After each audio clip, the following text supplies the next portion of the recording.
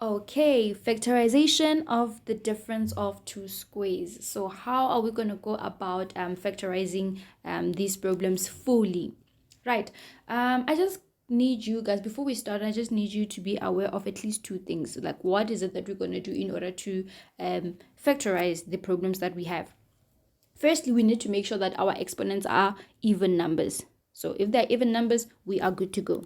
Number two, make sure that whatever that's inside the brackets, your terms are the same. If they're not the same, that is not a difference of two squares. So we make sure that the brackets or whatever that's inside the brackets is the same. The only difference will be the sign, where the signs, where the other bracket will be positive and the other will be negative.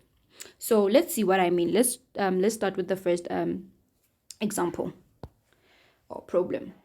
Right, so we're given x squared minus 9. We need to factorize it. Right, we said the first thing that we need to check out for or look out for is the exponent. Is it an even number? Yes, it's an even number. Good. Number two, we're going to open up two brackets. So let's open them. We have two brackets.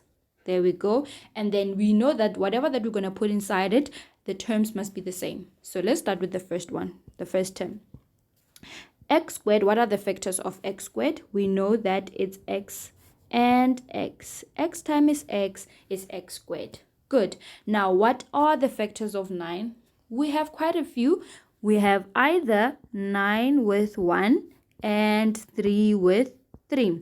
But remember, what we're going to put inside the brackets, the terms must be the same. So in this case, 9 and 1 won't work. We need to use the ones that are the same. So we're going to put 3 and 3 here. Remember the last part, I said that the only difference in these brackets will be the signs, meaning here will either be positive and then here it will be negative. Did I factorize fully? Yes, I did. I'm done. Let's try with a different or another example. So we are given 49x to the power 4 minus 64y squared. Remember, the first step that we need to take is to look at our exponents. Are they even numbers? Yes, they are even numbers. So we're good to go. The second thing that we need to do, we said that we're going to have to open up two brackets, and whatever that's inside the brackets must be the same. So let's go. What are factors of 49x to the power 4? Well, 49 has a few, but we said that we must have same terms, meaning that we're going to take 7 and 7. So what are factors of x to the power 4?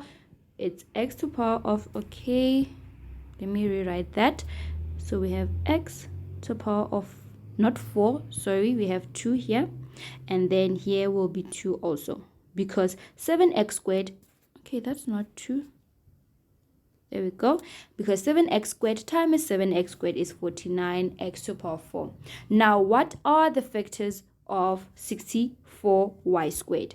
Well, 64 is factors. We're looking for those that are the same. So we trim it down and we see that we have 8 and 8.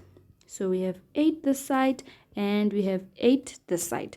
And then what are factors of y squared? This one is simple. We know that it's y and y. There we go. The last part, we know that the signs, they have to be different, meaning that the other one will be positive, the other one will be negative. It doesn't matter whether this one will be negative, this one will be positive. It's your choice. Right. Did I factorize fully? Yes, I did. That's how you go about factorizing these types of problems.